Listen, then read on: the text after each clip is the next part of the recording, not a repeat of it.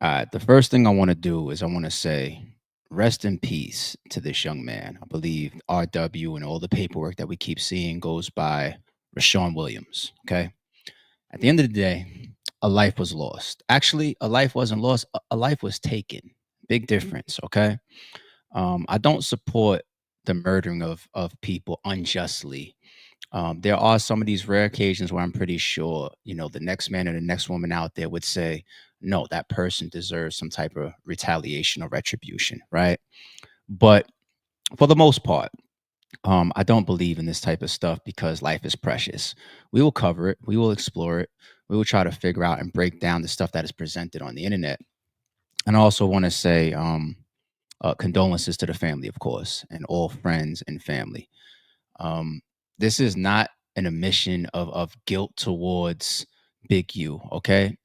It's not even us just jumping out the window and say, "Hey, I think Big U did something." He's locked up right now, and one of his charges is murder. Okay, it's in his paperwork. We are not here to be judge and jury, but at the same time, um, it doesn't mean that we can't learn from, explore, break down, read into, and try to further understand. Because it really didn't make too much sense in the first place for this to purely be about a diss song, as if this is the first person that's ever dissed Big U on track. So as this stuff comes to the internet, let's take a look at it and then let's determine whether we believe it's true, false, maybe has some legs to it. Is this a plot twist? Also a longtime leader of the Rollin' 60s Crip Street Gang. And now he's in custody for racketeering crimes that include the murder of rapper Rashawn Williams. Court papers say Williams, seen here on Instagram, was an artist for Big U's label Unique Music. And in 2021, prosecutors say Williams wrote a song, quote, dissing Big U. Documents say Big U then kidnapped and murdered Williams in Las Vegas in retaliation for perceived disrespect. But before Williams was a rapper, he was a wide receiver for Crenshaw High School. The day after he was killed, the football program announced his death in this post on Instagram, saying in part, quote, he was a special guy to all of us. And not only did he play for Crenshaw, the wide receiver was teammates with Big U's son, Deion Henley. This LA Times video shows Henley throwing a pass to Williams. Deion Henley is now a linebacker for the LA Chargers. In 2023, the Times wrote a story about him with the headline, conceived in prison, Deion Henley was born into the dangerous world of his dad, who put him on a path to the NFL. Deion's quoted in the article saying, it's one heck of an origin story, adding, you know how they talk about anti-heroes, the people who are the bad guys, but they really aren't? That's my dad. But now his dad, Big U, is back in custody, and the feds say he's connected to a number of crimes, including the murder of his son's high school teammate, Rashawn Williams. But y'all sending it around, getting people in trouble. Like y'all don't understand what the FBI do to black men who try to help their community. I ain't been nothing but a help to our community. But I guess it is what it is. This the price of being black and trying to help somebody, trying to help your community and do what you can. You're just guilty because somebody else don't like you and they go on the internet and do what the fuck they want to and y'all gonna promote it. It's crazy. But I'm going to go turn myself in though. Because I ain't did nothing. My job is, and I think I've been good at it, is helping people be who they want to be. I haven't never, up until maybe the last, right before COVID, promoted Big U. It was always, I don't do rap music, I don't rap, sing, do none of that, dance, none of that. I help people. I've always helped people excel in what they want to do and become and reach their dreams. If the kid that did a diss song, right, and he heard it, at his age, he would have brought one of his little homies right over there to fade him. Right. Okay, how do I know this? Nipsey dissed him. Right. What did he do? The first song? He brought one of his homies over there to fade him, right? Mm-hmm. Or he would have did it, right? But if he little dude, he just gonna bring one of his little homies over there. So this is why. That guy is not a threat. The kid, rest in peace, Rashawn, he's not a threat enough to require killing him. Why don't you just beat his ass, punch him in the head a couple times to get the point across? Because I've already disrespected the family, because I'm gonna be real. The feds believe through circumstantial evidence that Big U got so pissed off at Rashawn Williams for writing a diss record towards him that he drove to Las Vegas, kidnapped him, took him to a desert, shot him multiple times in the head, execution style, and left him for dead, right? That's what the feds are saying in the paperwork. But there's been a plot plot twist in this whole situation, man. So now there is a rumor floating around that Rayshawn Williams and Big U's son, who was an NFL player for the San Diego Chargers, were actually lovers. And when Big U found out about that, Rayshawn Williams had to go. So the whole diss record thing is not true, allegedly. So the audio you're about to hear is an individual who claims to know Rayshawn Williams' family, and they told him that Big U killed Rayshawn Williams because he and Big U's son were lovers. After that, we're going to get into Rayshawn Williams' mother speaking on Big U. Check this out. Everybody made diss songs about Big U, bro. I know like 3-4 niggas that got diss songs dissing Big U. All them niggas still alive. But now this nigga going off a diss song.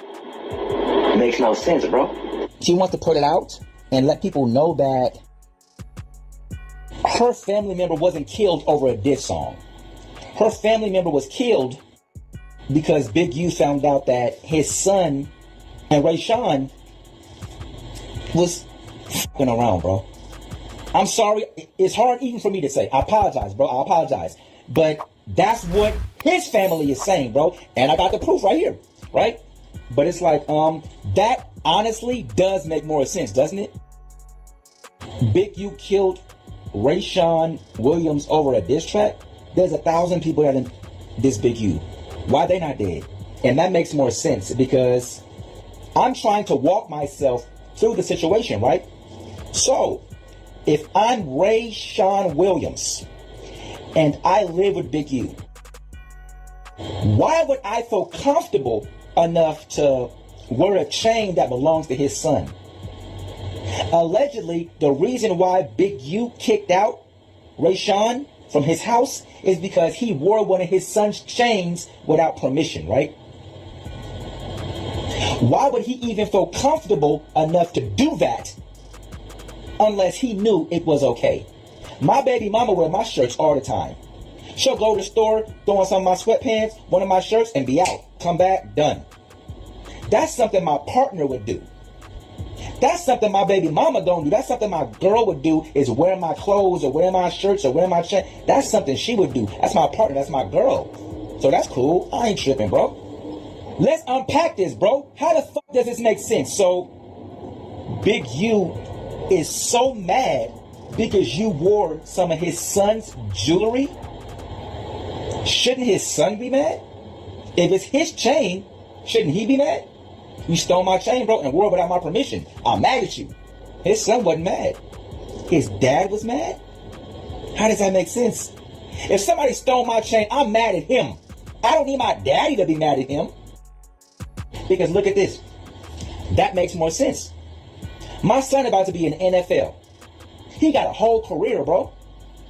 Ain't nobody gonna fuck with no gay NFL player, bro. They're not gonna fuck with him. You're not gonna ruin my son's career, bro.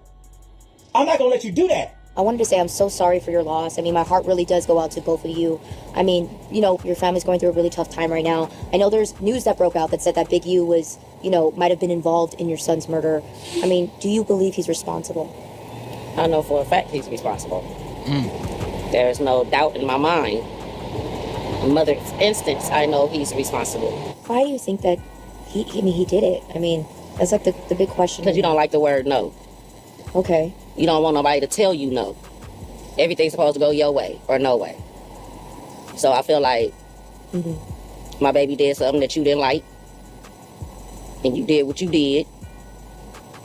Now karma's at your door. Do you think Big U is a real threat to the community right now? Of course. There's a lot there. Of course he is, because if he could do this to my child, what makes you think he couldn't do it to nobody else's child? Or if he haven't done it to nobody else's child? Or if he don't have anybody child right now feeling threatened because of what he have said to them or what he have done to them. So, of course, he's a threat. Of course. No doubt. With all this coming to light, are you worried for your family's safety? Most definitely. I've been worried for my kids' safety since day one, since this happened. I shouldn't have to be a parent within fear of my child's or my kid's life when I trusted you. And you took that away from me. I mean, is there a message that you would want to send to Big U? Why? Any other time you would have called me. Still right now, today, I still haven't heard from you. Nothing. It's like they say, that big old N, you have it on your chest right now, and it stands for nothing, because that's what you are. In my book, you a nothing person to me. Can I forgive you? I tried. I tried to pray on it. I tried to ask the Lord above me to help me to forgive you. And deep down, my Heavenly Father upstairs know who I am, if don't nobody else know me. I've tried, and I cannot do it. All right, we're going to leave it right there. Y'all let me know what y'all think about this video, man. Listen, look. Man, talk about a plot twist. I was in the background just now while this was playing, and I was just searching the web, for stuff on Rayshawn Williams, pictures of him, reports on him, maybe even some of his songs. Probably we saw a clip of him in the studio before in his house rapping. Just a little bit more background on him other than him being a football player, right? I was also looking for this topic and this theory going around. And yeah, it's on Instagram. It's on YouTube.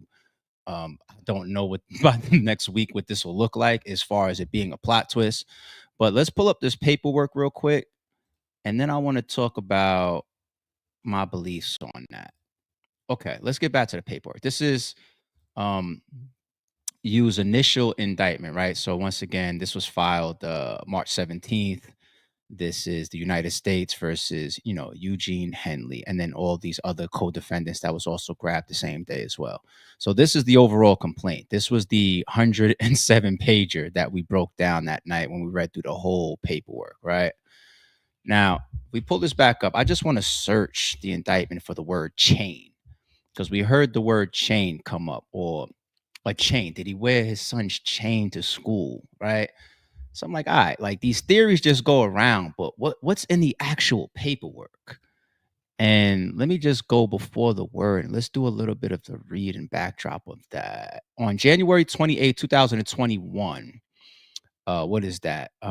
NLVPD, was that like Northern Las Vegas Police Department detectives again spoke with RW's family. Generally, his family confirmed that RW lived in California and worked as a musician. He was recently working with music producer Big U, who was also from California, and Big U had booked RW's Airbnb to travel. RW's family explained that RW was close with Big U and trusted him. Big U coached RW in football since RW was young. RW lived with Big U for a time while in high school. At some point, Big U believed RW had worn a chain that belonged to Big U's son to school without permission, and RW was kicked out of Big U's home. Okay, so you got to realize when we read that, we're going to come back to the paperwork in a second too, because I got to fold this into some more other footage as well as Wack 100. We'll get to that in a second. But the paperwork is reading, once again, this is information that comes from the family. They ask questions like, did they have trust between each other, Big U and the son? They lived with, like, of course, you're the mother. We just watched her on TMZ. You know where your son lived with Big U for a time. Big U coached them to play football, rented Airbnbs, rented studio time, was a producer for him being an aspiring music artist. So it's your son's friend. He lives with you. You coach him in football. You help him with music. You have a relationship with the family. You saw what she said, like, oh, you call me any other time, right? So this is family tied in stuff. The man lived with him. This is tied in stuff. So does it really make full sense to us to say, I sent him to a studio in Las Vegas. I heard while he was there, he recorded a diss track. We get on the road. We drive up there. I put him in a car. I take him down the highway. I shoot him in the head, and I dump him in a ditch on the side of the highway.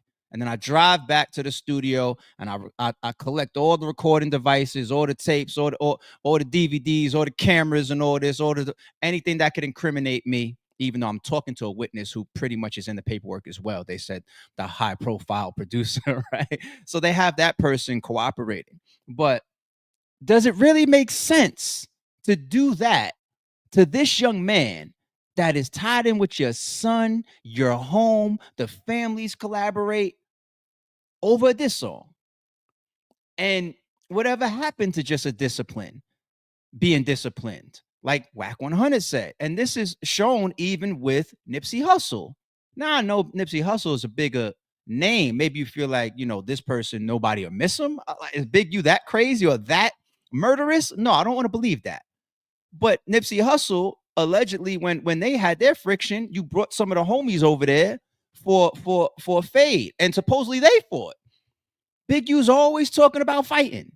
I'm one of the best fighters in the rolling 60s. I don't do this. I scrap. He gets into fights. He got into the fight with them Samoans, the security guards at the club and all. There's footage of that. You know what I'm saying? So he's a fighter, and he allegedly fought Nipsey Hussle. Stories of Nipsey Hussle dancing around or whatever got Big U tired, and then he said, "Yo, the homie's gonna finish this off." Later on, he comes back with some people to put him in the car to try to DP him, and that's when his brother Black Sam steps in, lets off in the air, said, "My brother ain't going nowhere. This is 60s business. Mind your business. I don't give a fuck about that. This is my brother. He not going with y'all. I don't know what y'all fitting to do with him." So if you'll do that to Nipsey Hussle, now that I think about it, you can't discipline this kid that lived in your house. This another one is SKG, the girl that she claimed violated him or disrespected him in an office full of people, right? So then what happens? Allegedly, as per her story, she gets a call from Nipsey Hussle, pulls up to a location. She hears the doors locked behind her. She turns around. Big U is there, slaps fire out of her. "How dare you disrespect me in front of people?" She said she turned and looked at Nipsey Hussle and somebody else that was there. They put their heads down like, "Damn, I didn't know he was going to do all that." Right? So we're hearing stories from people that have this passed away, like Nip, Black Sam, Wack 100. These people are alive, SKG, that, yeah, he's all for that. He'll pull up on you and discipline you. Why this kid, though, gets taken out the studio over an alleged diss song and dropped off in a ditch? There has to be more to it. There has to. Now, I'm not the guy that's going to jump crazy on the video that we just watched and say, "Oh, that's the answer then. Him and his son of love." I'm not doing that. That's why in the background, I told you I was looking for more stuff on RW to see what I could find, right?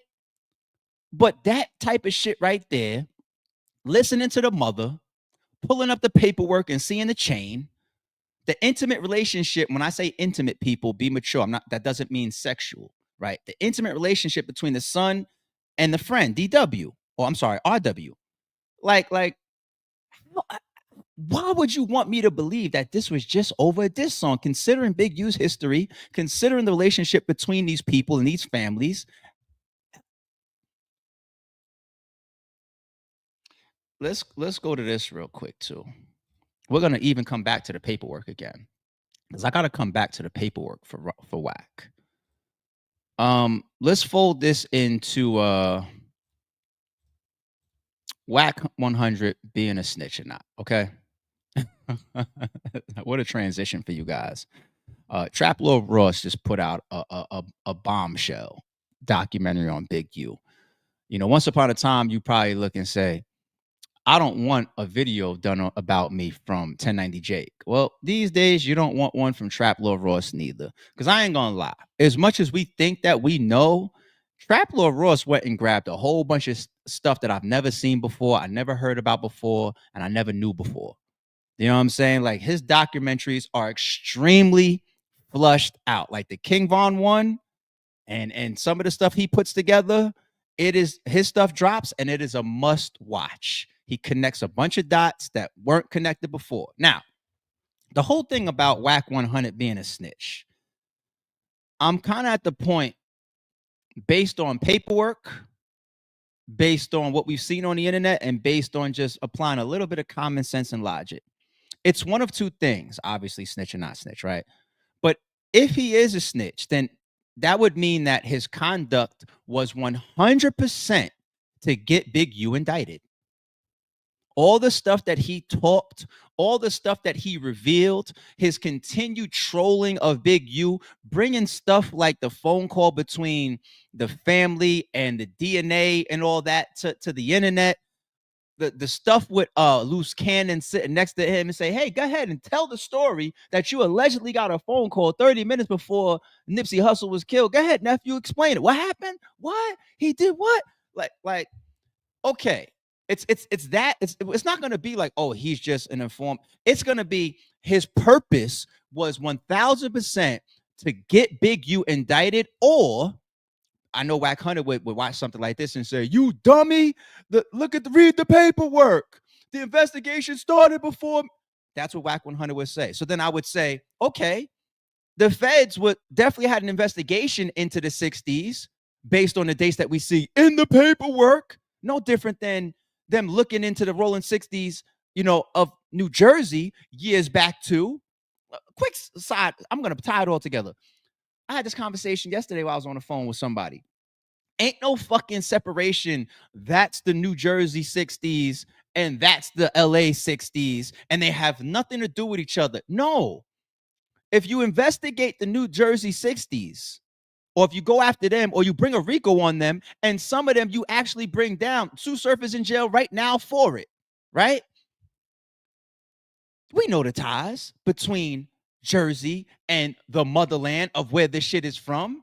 There's how many footage and interviews of Surf talking about Big U, standing with Big U. I played an old battle rap video of Danny Myers and Sue Surf arguing, and Danny said, you can't come out here if you got a problem with me. And Sue Surf is like, how? Like, Big U treats me like a son. I'm very tapped in out there, right? So what you mean to tell me you're going to bring a RICO to the rolling 60s of Jersey, and it has absolutely nothing to do with the indictment in LA, whether it happens 1 year, 2 years, 3 years later. So I say that to say this, common sense people. Wack, don't tell me about no dates in the work. If you are investigating the 60s period, right, that doesn't mean that later on people can't come in to help their fucking efforts. This is all if he was to be a snitch. So yes, I don't care if the date says he was under investigation in, like, let's say 2020, and you started talking in 2022. It doesn't have to be that you started it. It could be that they was under the investigation, same thing in Jersey, and along the way, maybe you helped them for whatever reason. Your own shit. They put that gun case on you in Texas. People been questioning you about that, right? You just being malicious towards Big U. Maybe you had who knows? This is on the theory of he is working. Wack 100, okay? Now, on the theory of he's not working and he's just an extremely reckless, I will break every street code in the world. Fuck the fact that it's all on Pyru. I'm going to get on this internet and talk about murders. I'm going to talk about drug deals. I'm going to talk about extortion. I'm going to do business with 6ix9ine. I'm going to do all this shit a street nigga is not supposed to do, right? And I'm not purposefully snitching. I'm just incriminating myself and a million other people because that's my personality. On that side of it, then, you know what we would have to say? He's not a snitch because we continue to see the feds are looking at him as a victim. Okay? It's in the work, people. And this is some of the stuff that I've never seen before that's in the Trap Lord Ross documentary. That would have to be the reason why. Because you are looked at as one of Big U's victims. Let's play it. It's probably only one person out of everything you've been seeing going on that I wish it could have been different. Right. It's all good. Right? It's all good. Yeah. And that's Big U. Despite there clearly being some heavy tension between the two, Wack would show him a lot of love during the podcast, saying that he just can't see Big U as an enemy due to their past friendship. Because I can't mentally see him as my enemy. Right. I don't think really in his heart, he ain't gonna let nothing happen to me. It's too deep. That's like, right. I couldn't face his wife or his children. Yeah. Right? Knowing I was played a part in anything that had anything, that's just not happening. But Big U would respond back, saying that he's accepting no apologies from people calling him out. I don't really address a lot of said on the internet, but I'm gonna tell y'all this, I'm gonna address this, and I'm gonna address this fast and quick. I heard about the little CJ Mack and Dub C interview with that guy. I don't accept no apology for no disrespect my name, disrespect my family, and call me on my name. I ain't cool with nothing. I ain't cool with that CJ Mack. I ain't cool with that Dub C. I ain't cool with none of that, man. And that's all I got to say on that. Unfortunately for Wack, it seemed that behind the scenes things would reach a boiling point. On the 8th of July 2022, Wack's longtime artist The Game was performing at LA venue The Novo for the release of his Drillmatic album. At one point during the show, the crowd would go into a frenzy when Kanye walked out onto the stage, as Wack 100 could be seen to the side, ushering him onto the floor. Moments before, it seemed like a scuffle was taking place to the side of the stage where Wack and Kanye just emerged from, with some claiming that this was actually Wack being attacked by a group of Rollin' 60s, including Big U's nephew Tiny Draws. Once Kanye took to the stage, Wack would find refuge on that stage, standing in front of the crowd, where it wouldn't really be possible to continue the attack. Standing here, Wack would shake his head and whisper to another man on stage, and gesture a finger to his head, seemingly indicating that there was some brain-dead activity going on. Wack, visibly sweating, seemed to gesture to someone next to him that he would be moving through the front of the stage when the performance ended. Wack would continue politicking to the person next to him and pointing around as if looking for the most effective exit route. He would scratch his chin and continue to look behind him, where the issue seemed to have started. As Ye looked ready to leave the stage, Wack turned to clear his path, but in what seemed like an excruciating moment, the Game would then begin to give a heartfelt speech to Ye, stopping him in his tracks. Game would then perform his classic song Dreams that was produced by Kanye, while Wack would whisper something to Ye himself. All the while, Wack would continue to look at what was going on behind him. A drummer then seemed to give him advice on the best way to get out of there, while Wack continued to look over his shoulder. Then, Lil Wayne would take the stage as Wack remained to the side, seemingly leaning back to say something to somebody. Wack remained at the side, tucked away with Ye during Wayne's performance, looking back a lot, and eventually getting into a conversation with somebody up close. At one point, even Ye would start looking concerned, and it seemed to be at this point when they agreed to leave through the front of the stage, right through the crowd. At which point, Wack took Ye by the arm and led him behind the speaker, tucked away so nobody could see where they were going. Ready to step into the crowd, notably flanked by two members of his entourage, Wack would jump off the pretty high stage to get into the crowd floor and exit through this crowded area. Interestingly, someone wearing a blue cap would moments later step by and peer around the speaker to see if Wack was there, but they were already gone. And seemingly after Wack had cleared the stage, during Big U's Artist Corrupts performance, Tiny Draws and other Rollin' 60s would get onto the stage themselves, performing a victory crip walk. It seemed that Wack wasn't able to completely shake loose, however, as he would apparently be caught up within the parking lot by a group of Rollin' 60s members that included Big U himself and Tiny Draws. A confrontation would ensue, which one 60s member would seemingly film as Wack stepped out of his car with his family inside. This was posted by somebody who was there online with an incredibly self-incriminating caption saying Wack 100 is a mark, begging to lift that thing up, talking about my wife and kids are here, better act like it, Buster. Someone would also post a clip showing Wack standing at the door of his car with a caption saying, the 60s is outside, dead homies. The 2025 criminal complaint would reveal that a day after the incident, Big U had actually recounted the incident in a tapped conversation, claiming to have been there personally, and claiming to have cornered Wack with 15 to 20 Rollin' 60 members, whilst Wack was on his own, leading to a standoff where Wack pulled a gun and pleaded with him not to attack. The Rollin' 60s members would then take to social media afterwards to brag about Big U's nephew Tiny Draws running Wack off the stage at the Novo and knocking him out. Wack 100 got we not put on him. And talk this about this his town. You talked about every set. Hold on. Every guy. Hold on, y'all hear they verse. Talked about every game, every set. Got there, got shocked out, ran to the front and jumped off game stage. Slid out that I officially a buster. What's your version of it? My version is, man, Tiny Draws put them bombs on it. Hold on, we ain't doing no names now. We ain't doing no names. He put them bombs, he got his mother head knuckled up. Hey. Y'all hear that? Hey, listen, he gonna remember the Novo. He don't remember nothing else in his life. Hear that? He gonna remember what? That's all he gonna remember the Novo. And remember who? He gonna remember. Oh, he gonna remember not to be saying things that he know he ain't supposed to. 6-0. You don't talk about us. A day later, Wack responded saying that he wasn't beaten up and showing his face and head had no injuries, as well as hinting that the video didn't show everything that was going on in the scene, calling the situation a swing and a square off. Knock it off, bro.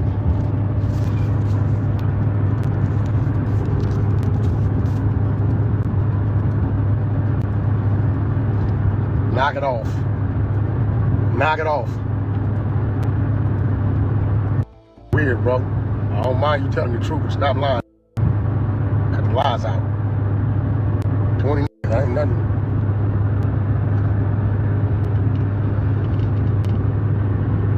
Knock it off. Stop lying. For the record, Wack later gave his own version of the incident where he suggested that in fact he had his own people, the same ones who left the stage with him, waiting in the sidelines, and going on to say that he'd been holding a gun so powerful that it made Big U and the 6-0s stop dead in their tracks and leave. You might not want to admit this, you had your blower. Okay. You're begging him not to kill him. Now stop right there. Right? If I got my blower and you 20 deep with hoodies and I'm by myself, right? No begging to plead, that's when you really do it, right? What do you think my mentality was? For a dude not to approach me and you come to get me, and I jump out my car, talking. What kind of conversation you think I'm having to make a dude say, "Don't nobody move"? I agree with you. Now, I feel like blick talk. I feel like out there. Call third down. Now I'm about to expose something nobody ever knew. So here it goes, right? Ground zero. I'm here. All of this is a parking lot, right? I'm here. They walk down. They walk right past my car. They didn't even see me. When I seen them get here, I jumped out. Y'all looking for me? Right? They stopped. They back was to me. Y'all, I had everything I had, I could have dealt with everything in front of me. Now, what they didn't know is I'm talking to my team. Big U-Nim is here. Now watch this. Look, watch this. Big U-Nim is here. I'm here out the car. Third, who was here, and here? Taking notes? Hold on. Third, who in that parking lot when I'm confronting these 20 Crips was 20 to 30 feet in every direction and they didn't know it? All my homies was behind them. That's new information. Listen. That's new information, man. So listen, check this out. So when I'm letting you know, there's no need to beg nothing. What did I tell that fool? My home, they still don't know to this day that all my homies was positioned 11 o'clock, 2 o'clock, 6 o'clock. They didn't even see him. Despite Wack sharing his more explosive side of the story 3 years later, at the time, people were heavily clowning Wack as blogs would report that he was knocked down. Tiny Draws would later claim responsibility for the attack and claim that Wack was punched 3 times backstage and then ran onto the stage to avoid the 60s, as well as saying that they were aware that Wack had people with him in the parking lot and that none of them jumped out and did anything. I'm talking about two total incidents. He ain't talking about the right Whatever happened in that garage, I don't know. Bro, that time when he went in the garage, it's like about 10 minutes prior to Cuz jumping on stage. That's the crazy part. That guy said he was taking Kanye to the car, but ran to the car as damn self. No, that wasn't. That just walked from taking Kanye to the stage, and he was walking on stage, and he was walking up the stairs. Corrupt was going downstairs to go perform. We so happened to run across Cuz as he walking up. It's like how the stairs curve. Yeah. As soon as he walked up, the got dope fiend and then got hit again. And one of the little security that was with him pump fake like he had a blower and took off running. They ran all the way back to the stage. We chased him down the hallway. They ran through their little security. Security was trying to stop us from getting on stage. We both guarded them. Them was already hopping down on stage, going to their little exit, whatever their little plan was. Wherever they got out from down there on the bottom of that little stage area is exactly what I ran to. Cuz when it got to his car. The show wasn't even over. DJ Quick didn't even perform yet. Gang didn't perform yet. He left like an hour or two before the show was over, and we stayed. Yeah. When he got to that parking garage, I can't tell you what happened. I wasn't there. But inside that, all that bullshit talking, it was 10 against 1, then 18 against 1, then 20 against 1. What incident is you talking about? This would then lead to Tiny Draws jumping on Clubhouse with Wack to argue about the incident, with Tiny Draws arguably incriminating himself and threatening Wack and suggesting that Wack was lying since he wouldn't swear on his gang that the incident happened the way he said it did. Put that on Pyro. Who is you though, bro? This is Tiny Draws, Cash. Well, what are we talking about? We talking about what happened when you walked up them stairs. Put that on Pyro. What happened? You didn't get smacked in your head and you didn't get socked in your face. Touch me. Bro, put that on Pyro. Why you nigga? You want me to put that on Pyro? Hey, you or no other. Man, look, bro, put that on Pyro. You or no. Man, look, I'm not, bro. Your uncle bitch wrong got drew down on. You put everything on Pyro. Put that on Pyro. When you came up them stairs and smacked you in your head. Put that on Pyro. My head. Where you put that on Pyro. Put that on Pyro. You didn't run on that stage. Take the picture with my eye circle like it was my eye. So it wasn't my head or my eye. I put that on your raggedy ass mama. Put that on Pyro, bro. That's all you gotta do. Now, for the record, here's DJ Academics reacting to the whole situation at the time. Ak jokingly pointed out this. You notice, in the midst of all that arguing, Wack 100 says, your uncle, Big Draws, got drew down on. Who knows, man? I mean, 11 o'clock, 12 o'clock, 2 o'clock on stage, we saw footage. He had like 2 people with him. I mean, who knows, right? I'll tell you this, side note, Kanye, he could have got his ass in a bad situation there too. You rolling into town, coming into these areas and doing your shows. Hey, being a rapper is very, very dangerous, right? And you are moving around with the locals. Just bring your own security, rappers. You got the money, like you got Kanye money, bring your own security. People that you know, people that you trust. For all you know, Kanye had nothing to do with nothing, but he fuck around, end up in something major that night, jumping off of the front stage, can't get out the exit the way that they came in and all this type of shit because of Wack and Big U shit. And you running around with Wack. You know what I'm saying? So it's fucking insane. But all right, let's get back to this paperwork for a second. The whole thing of Wack being a victim. And remember, people, the first piece of this stream when we were talking about that shit don't add up as far as just a diss song. You see, we still got highlighted here the chain. paperwork is talking about this damn chain. Internet is now talking about a relationship between RW and Big U's son. And the first thing that we initially heard was a diss track. Okay. Let's search the document just for Wack. I want to see everywhere that Wack's name is. Okay. This is the actual paperwork still. What do we got here? The first occurrence. And we be like, how the fuck? Williams then said that Big U would state, well, we just going to give like 40,000 back. Wack 100, who is a rival counterpart of Big U for the Bloods, also on the podcast, and stated, you know why he wanted to give that dude back the 40,000, right? Or the 40, right? Because he was going to make the dude give him 20 for getting it back. That's on the No Jumper podcast. I remember that. Once again, what side is Wack playing? Just an extremely incriminating, violate every street code type of person, or is he purposely trying to incriminate Big U all these months? Okay. The next occurrence of his name on 6/5/2022, consensually recorded call in which Robinson and Big U demanded that victim one, who we did a stream on, we believe is that party promoter guy, right? And he's speaking out publicly himself, right? Demanded that victim one started doing business with the Big U enterprise rival, Wack 100, because he was a rat. Stop doing business with him. All right, so, Big U has the right to call Wack 100 a rat 1,000,000 times, because Big U is going to believe that you're up here saying things that are incriminating me. You're putting murders and all types of shit on me. So are you working, or are you just doing what we're not supposed to do, talking too much, right? So that's what he's going to do. Okay, that's the second time that Wack's name comes up. Third time, 11/15/2022, in talking to former NFL Pro Bowler, Big U stated that he was going to beat the shit out of witness 2 for starting shit between Big U and Wack 100. A threat, okay, towards Wack 100. The fourth time, 12/30/2022, Big U again stated he needed to break Wack 100's jaw. Another threat. Where's the fifth time? January 12th, 2023, Big U again described needing to beat the shit out of Wack 100. The sixth and the last time Wack 100 is in the paperwork. 7/9/2022, Big U recounted to victim one an incident in which Big U and the Rolling 60s gang members chased down Wack 100, attempting to hurt him. This is the video that we were just watching, people. There's 15 to 20 niggas with us with hoodies tied down.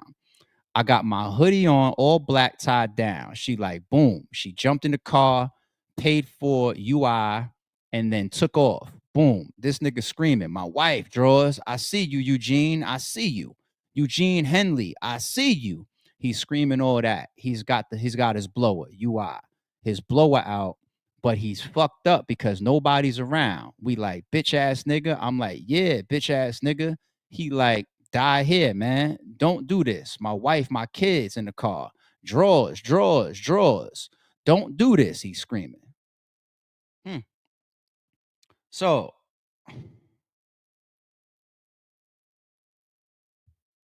paperwork-wise, logic-wise, and common sense-wise, that is the summary of Wack 100. I just can't pick a side of that fence yet. We have to be open-minded. His behavior is that he's working. The paperwork is that he's a victim. So even if you want to ask yourself, why is he not getting brought into this on any charges at all? Then you got to go to the victim side, right? There's nothing in there other than holding the gun, right? Holding his blow or whatever. And he didn't get arrested for that night. So good luck trying to charge him with that, right? But the working side of it would just have to be the amount of shit that you was talking in Big U's direction and the incriminated stuff that you were putting out there on Big U would have to be, it was so purposeful. Before or after the investigation, the investigative dates of when you started to talk like this or not. Period. Period. There is, and even if you talk about how come he never got picked up in all of this, there's another one that's even before that people scratch their heads on. How come you never even been questioned? Academics went at Wack for that. Well, he didn't go at him for it. He was just asking that question to the point where Wack got upset. Say, man, stop running these narratives on me, man, about why I never got questioned. You want to bet money that I've never been questioned? You want to bet? You want to bet? You want to bet? You're like, damn, they questioned Adam 22 for the cease and desist. They don't want to question Wack 100 about none of this, right? I mean, they got him described as a victim. They don't want to talk to him about none of this stuff that they're using in the paperwork against Big U. They don't want you to co-sign or further enforce or add more detail to the stuff that's in the paperwork that they're charging him with, well, not charging him with, but enforcing his charges with. It is bugged out. It is bugged the fuck out that they wouldn't even want to have a conversation with you about some of this stuff. The only third option I would have is they don't want to have a conversation with you at all because they have so much from victim one, whoever was speaking that seems to be from a perspective that they was actually there for this situation in the parking lot. This reads like the person is there. Like he's given up what happened, right? So it's either victim one, this people like this that's given this type of recount, and or the type of footage that's already on the internet, because that footage that we just watched, if we see it, the feds saw it. My first time seeing it was yesterday watching Trap Law Rose's documentary. The feds probably had that shit months and months or whatever ago, whenever that Kanye concert happened with the game. They probably had it since then. And then you see the follow-ups of the 60s doing videos. Yo, Tiny Draws did this, and then they had this shit back then. All of this shit. So they have so much information that they don't even need to corroborate with Wack 100. Is this true? Because I got it on footage. That's the only other fucking option that I have for you. That's it. But that part don't make sense to stand on either side of the gate to say, oh no, he's 1000% not working with them, or he's 1000% working with them. It don't add up to take a clear-cut stance yet. And the same thing with this shooting of RW. It don't make fucking sense. And for both of them, hopefully we presented enough logic here for us to continue to scratch our fucking head, because you're not going to tell me, oh yeah, that's very simple and clear cut like that. Sometimes it's simple, but sometimes it's like, no, we just don't have all the information yet. Hell no. If it don't add up, it don't add up. All right, man. Shout out to Checks and Balances, man. Let's keep doing our research on this shit. You know what I want? I want more we have Big U's paperwork. We're following his docket. Every court update that happens with him and Brick Baby, we have access to. Okay. You know what I want? I want more information and profile on RW. That's what I want. The internet's new allegations and theories of him being involved with Big U's son and, this thing over the chain and whatnot. Like, I couldn't even find his Instagram this morning. Right. I want more into RW's profile. See his mother speaking out on TMZ now. I want more into who he was as a young man. Is he an aggressive guy? Is his music reckless? Does he have other diss tracks? Does he come off a little bit are his mannerisms, I'm trying to find a politically a correct way of saying it. Are his mannerisms that of maybe somebody, even though sometimes the mannerisms never fit what somebody does in their personal life behind closed doors, but are his mannerisms a certain way? More pictures of him and Big U's son together. What's the chain? What is it? A chain that has a pendant on it that has a big S on it? Is there a higher level of disrespect that would make the chain be in the paperwork at an extreme level? Was wearing that chain so wild out there? Like, you know what I'm saying? Like, what type of chain is it? Like, it don't add up yet. And that's why we are going to continue to leave it like that and not just close these doors and say, all right, tried and true, done. We read that. We understand that. Wack said this and Big U said that. And that's what it is. Fuck no. Fuck no. Save that for somebody else. Shit don't fully add up yet. Don't confuse silence with work ethic. I'm a boss making decisions, my first fetish. The verse cherished is perfect, that's a reverse blemish. I dropped it, connected the block, learn Tetris. This is the Sorry True Podcast. Characters ever to bulldog his Welcome to the house up. And shout out to the members. Without my, they still got a gun.